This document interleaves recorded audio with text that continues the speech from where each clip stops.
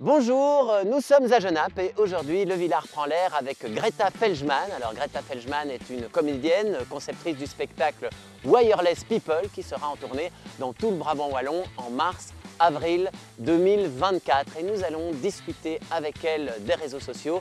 Elle en connaît un rayon, elle fait partie de ce qu'on appelle la génération Z. On retrouve Greta Felgman.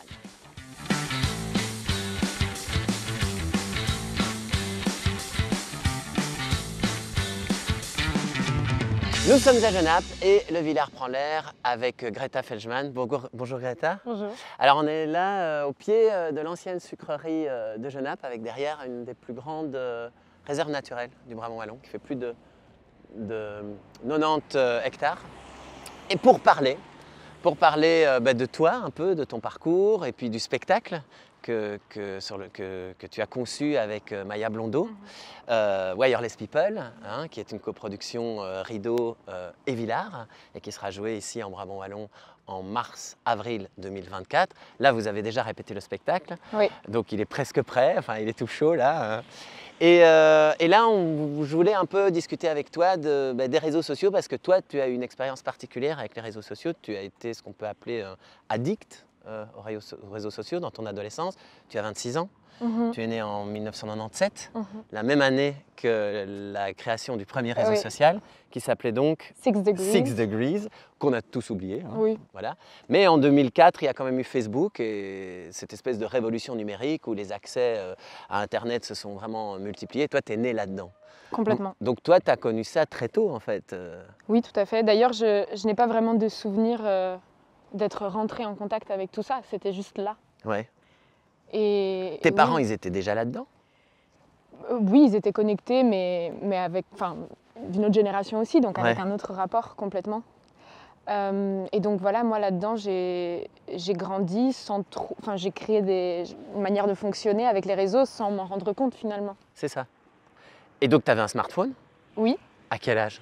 Je pense que j'ai eu mon premier smartphone à 11 ans et demi. Ah oui, donc c'est quand même très tôt. Et un ordinateur aussi vers 12 ans et demi. C'est ça. Et je me rappelle, voilà, je passais des nuits à l'ordi, je dormais pas, j'étais sur mon téléphone dans mon bain. Enfin, je veux dire, ça faisait complètement partie de mon quotidien d'être connectée à ces outils numériques. Et donc tu avais un rapport à la réalité qui était biaisé. Tu avais quand même une vie sociale en dehors de... Oui, j'avais complètement une vie sociale. Je ne sais pas si mon rapport à la réalité était biaisé. En tout cas, il était plus qu'organique. Il était aussi virtuel. Et donc, je percevais la vie de deux façons, on peut dire. Et les liens de deux façons, etc. Et tout coexistait. C'est vrai qu'on s'en est pas trop rendu compte au moment où ces réseaux sociaux sont arrivés, mais en fait, c'est comme si on avait créé un autre monde parallèle dans lequel on peut avoir une vie sociale, en fait, des relations, certains types de relations, certains codes qui ne sont pas du tout les mêmes que les codes qu'on peut avoir, nous, dans la vie quotidienne. Oui. Mais je pense que les réseaux, en tout cas, quand je regarde en arrière et dans comment je communiquais, comment j'étais en lien virtuellement, ce que j'aimais, en tout cas à ce moment-là, c'était la simplicité. J'avais l'impression que le contact était facile, que je pouvais très facilement créer des liens, partager des choses, voilà, de manière efficace et facile. Et toi, tu le ressentais comme problématique quand tu dis que tu étais dans ton bain, que tu étais dans... Ben justement, pas du tout au moment même, en fait. Ah non. Lorsque j'étais connectée, etc., c'était tellement la norme, mais c'était tellement évident que je ne me suis pas posé la question de ce qui était mis en place entre moi et les outils. C'était juste comme ça. Et c'est par après que ça a changé, lorsque je me suis un peu détachée. Et aujourd'hui que tu t'es détachée, tu as l'impression que ça biaisait ton rapport au réel ou pas du tout? Ou que c'était simplement quelque chose que tu avais intégré et tu avais bien compris qu'il y avait l'endroit des réseaux, l'endroit de la vie, que c'était pas la même chose? Non, évidemment, c'était bien plus flou que ça. C'est ça. Et ce qui était particulier, c'était justement de me rendre compte que j'avais pas vraiment de moment de vide. C'était justement ça le truc, c'est que vu que cet objet, enfin là je parle particulièrement du téléphone, pouvait me suivre partout, à chaque fois qu'il y avait la possibilité du rien, mais bon, c'est pas vraiment rien, mais d'un moment plus creux, finalement, il était très vite rempli avec mon téléphone. Et donc ça, j'ai pu m'en rendre compte qu'à partir du moment où il y a eu une mise à distance. Parce que du coup, j'ai vécu un peu les creux différemment, les moments de vide autrement qu'avec mon téléphone. Évidemment. On va parler de cette mise à distance un petit peu plus loin ici à Genappe. Je ne sais pas où on va aller, mais on va trouver. On y va.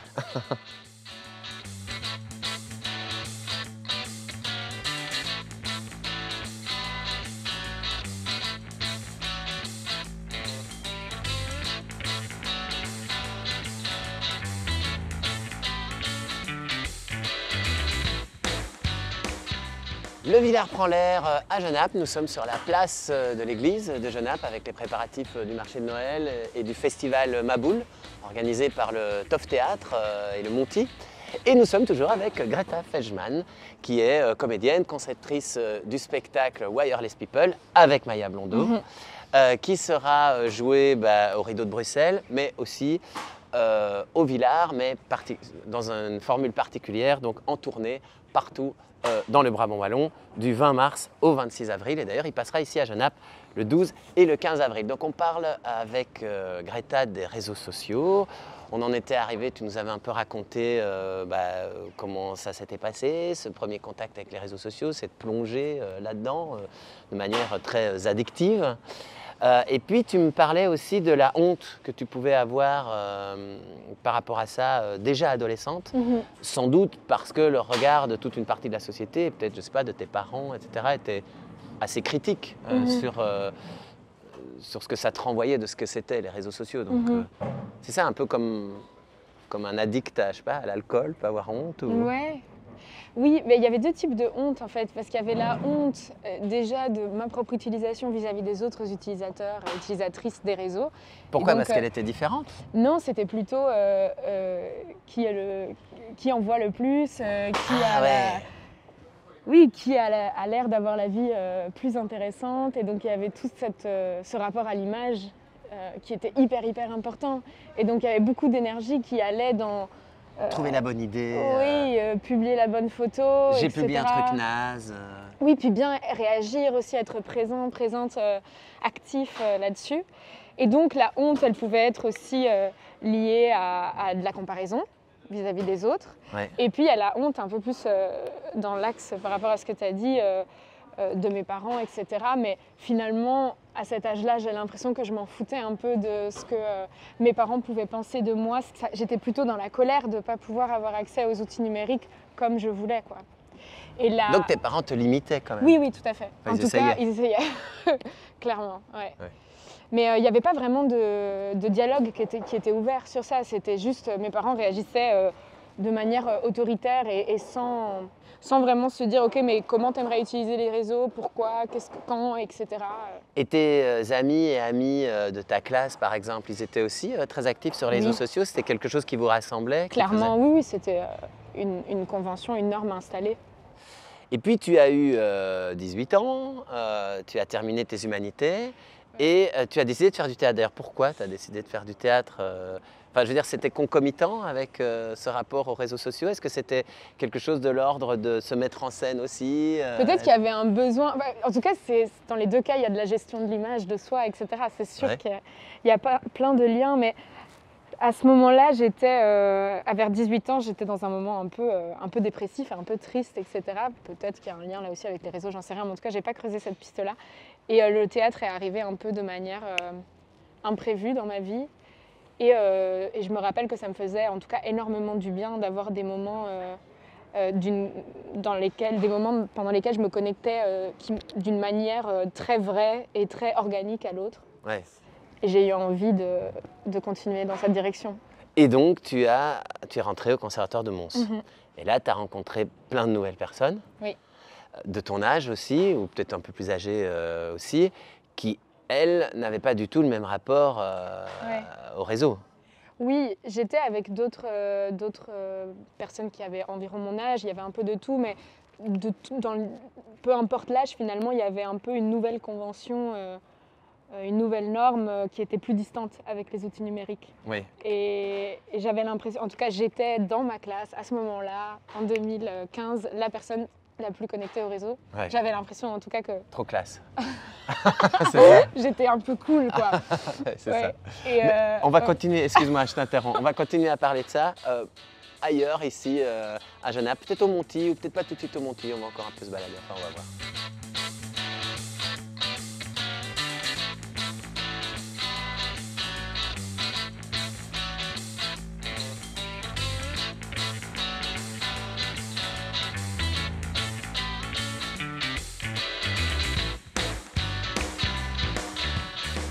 Le Villers prend l'air à Genappe. Aujourd'hui, nous sommes ici dans le jardin du 38, qui est le pôle culturel de Genappe, avec à ma droite les ateliers. En face de nous, il y a le centre culturel, qui est d'ailleurs partenaire du projet Wireless People. Et là, il y a la maison de jeunes. Donc on est vraiment au cœur des espaces culturels de Genappe, toujours en compagnie de Greta Felgman. oui. Avec qui nous parlons de Wireless People et donc de son rapport aux réseaux sociaux. On a un peu expliqué ton adolescence, comment ça s'est passé, cette confrontation, cette dépendance, etc. Là, on en était arrivé au moment où tu arrivais au conservatoire et que là, il y a un autre type de honte qui arrive. Tu parlais d'un premier type de honte que tu pouvais avoir par rapport aux autres, etc., aux réseaux sociaux, etc. Ici, c'est quand même autre chose. Oui, oui, oui. C'était une honte d'être aussi connectée, d'être aussi présente sur les réseaux. Oui, c'est ça. Et alors, à ce moment-là, j'ai commencé... Enfin, mon premier réflexe a été de m'éloigner de mon téléphone pour de nouveau appartenir à cette autre norme. Ouais. Et pendant cette distanciation-là, je me suis un peu rendu compte du coup de quel était mon rapport avant. Ouais. J'ai pu commencer pris la distance, quoi. Oui, voilà. J'ai pu commencer un peu à l'observer. Et comment tu l'as analysé? Tu l'as analysé comme problématique? Oui, j'ai commencé un peu à réfléchir au début de manière très intime, etc. Et puis plus tard, j'ai essayé de me poser des questions aussi plus larges. Et je me suis demandé, mais enfin, comment ça se fait que cette distanciation est arrivée au moment de mes études artistiques? Est-ce qu'il y a un lien? Parce que clairement, on ne pouvait pas avoir de téléphone. Enfin, avant, quand j'étais à l'école, je pouvais garder mon téléphone en classe. Personne ne le savait, mais il était là. Et donc là aussi, au-delà du fait que socialement, je le cachais un peu, en cours aussi, j'étais sur scène du matin au soir. Oui, donc au conservatoire de Mons, pas de téléphone en main. C'était inévitable, enfin c'était comme ça. Ouais. Et donc à ce moment-là, je me suis dit, bon, c'est intéressant, je fais des études qui sont quand même très pratiques, qui demandent un état de présence qui enlève le téléphone. Et je me suis posé la question de, est-ce que... en fait, j'ai commencé à avoir de la honte, mais surtout à me sentir, avoir l'impression que le fait que j'étais sur les réseaux voulait dire que j'étais une personne un peu superficielle, C'est ça. Parce que tes références, c'était peut-être pas les références qui étaient attendues dans un conservatoire de théâtre. Où on fait de l'art, et donc voilà. toute cette culture populaire était peut-être pas la bienvenue. Plus trop à sa place, cas... et que là, c'était le moment de se poser des questions profondes et de rentrer dans une autre dimension.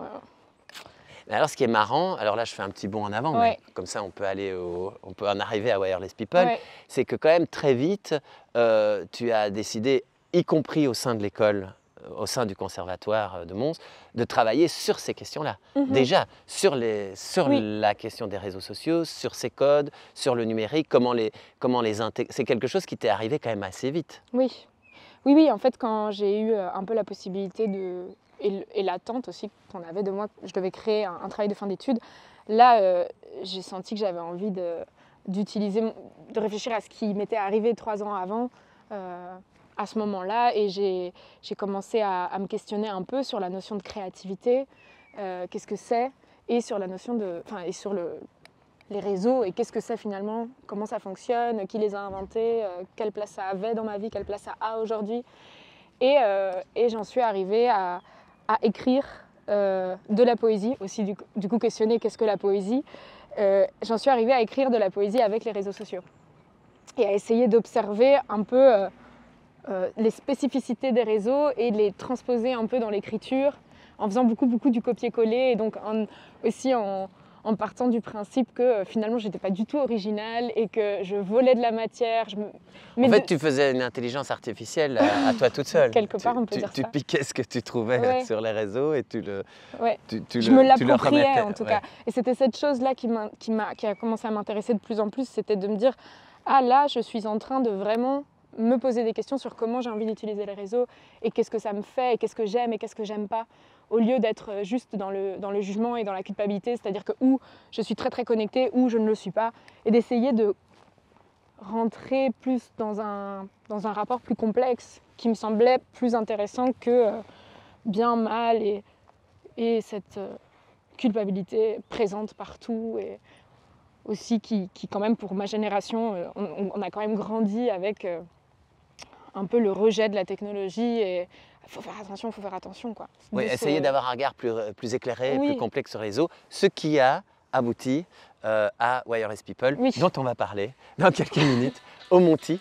à Genappe, donc toujours ici à Genappe, où d'ailleurs vous allez jouer Wireless People les 12 et 15 avril prochains. On se retrouve là-bas.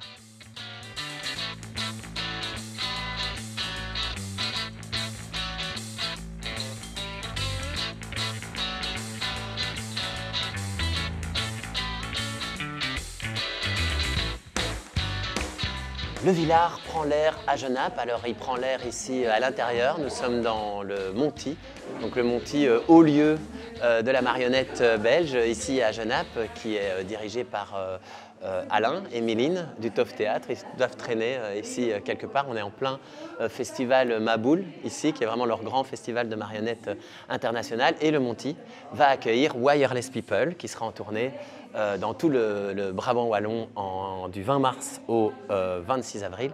Et vous allez jouer ici le 12 et le 15 avril parce que je suis avec Greta Fejman, qui est comédienne et conceptrice du spectacle Wireless People, avec Maya Blondeau, donc spectacle que tu as conçu, enfin coécrit à ta sortie du conservatoire. Parle-nous un peu de ce spectacle qui est évidemment dans la continuité de tout ce qu'on a parlé, c'est-à-dire à la fois de ton expérience par rapport aux réseaux sociaux, mais aussi de ton désir de les traiter artistiquement et de les transposer au plateau. Et donc, qu'est-ce que ça donne?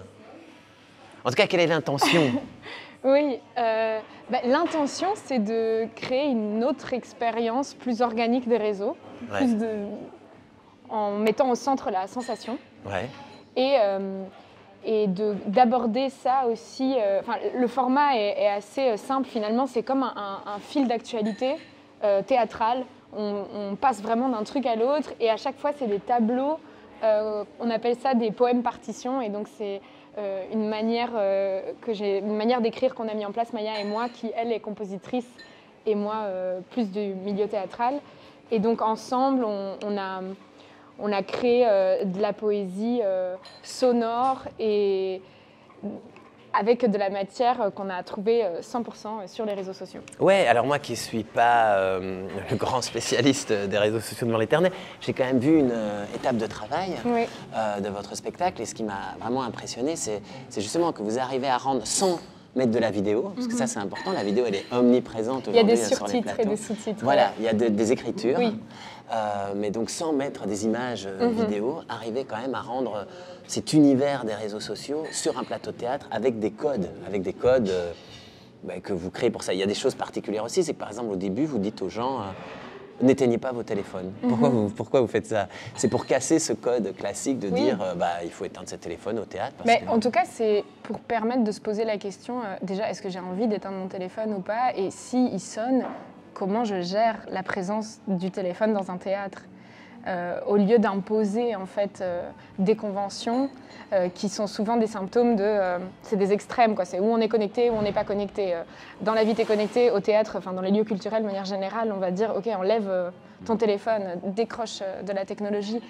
Mais c'est sans doute qu'il y a une peur, c'est pour se préserver. Oui, ouais. Oui, tout à fait. Mais ce qu'on s'est dit, c'est que certes cette peur, faut la gérer, il faut en parler, mais il faut aussi justement créer des espaces où on peut se poser des questions et ne pas juste appliquer des règles et se poser la question un peu de comment je gère mon téléphone, quel est mon lien avec mon téléphone, etc. Permettre... Oui, que ça soit possible, quoi. Oui. Mais donc, du coup, dans l'expérience, il va y avoir des téléphones qui vont sonner, il va y avoir des... Oui. Et on accepte ça et on fait avec. Et vous jouez avec. Oui. Et ce qui est aussi intéressant dans ce projet, c'est que c'est pas un regard tellement critique sur les réseaux sociaux. On pourrait s'attendre, par rapport à ton parcours, qui est quand même un parcours qui n'est pas simple, enfin, je veux dire, un parcours d'addiction en partie par rapport à ça, dont tu as dû prendre distance, etc. Ce que je trouve, c'est que dans le traitement, on sent que vous n'avez pas voulu dire attention, les réseaux sociaux, c'est très dangereux. Ce n'est pas un spectacle, comment dire, moral à ce niveau-là, c'est plus rendre les réseaux sociaux dans leur complexité, mais même dans leur créativité. Oui, tout à fait. Quelque part, on a été témoin, ou j'ai été témoin de moi-même, on en a parlé avec Maya et on a créé une forme qui pose des questions dans laquelle nous-mêmes, on ne sait pas trop comment gérer les réseaux et donc on a juste transposé des vécus, des questions, des expériences, tout ça aussi avec de l'expérience d'autres personnes parce que sur les réseaux, on a cherché aussi des paroles et des témoignages. Et on avait justement envie de sortir de le discours un peu prédominant, on va dire, de la culpabilité et du jugement, c'est mal, c'est dangereux, etc. Et pour ne pas tomber là-dedans, on a eu envie de rester... Je sais pas, je pense qu'il est quand même critique, le spectacle, dans le sens où il pose des questions. Et je pense que poser des questions, c'est déjà la première étape pour être critique. Mais c'est vrai qu'il n'y a pas directement de jugement. C'est pas un spectacle qui dit les réseaux sociaux, c'est mal. Justement, je pense qu'on a souvent peur de dire ce qu'on aime des réseaux. Quelles sont les choses qui nous plaisent. Et surtout ma génération.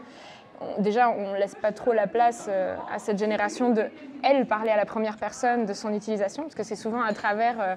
la parole d'autres personnes, notamment des parents ou d'adultes qui viennent dire fais comme ci, fais comme ça, attention, c'est mal. Et je pense pas que ça amène à beaucoup de complexité. Je pense que ça amène à encore plus de peur et encore plus de tabous. En tout cas, ça donne un spectacle hyper original, hyper généreux. On doit déjà se quitter. Maya, c'était super de faire...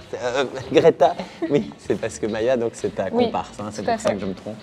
On doit déjà se quitter parce que voilà, notre balade prend fin ici, mais donc on se retrouve partout dans 13 communes et dans 13 lieux différents du Brabant wallon du 20 mars au 26 avril pour Wireless People. Ce sera aussi des ateliers avec des ados. Il y a tout un projet de médiation avec le CCBW. Mais ça, toutes ces infos, elles sont sur le site levillard.be et sur votre site. Parce que je crois que vous avez un site aussi. C'est un site qui récapitule les dates de représentation. Wirelesspeople.info. Voilà, merci Greta et à bientôt. À bientôt. On se lève, allez, on se lève.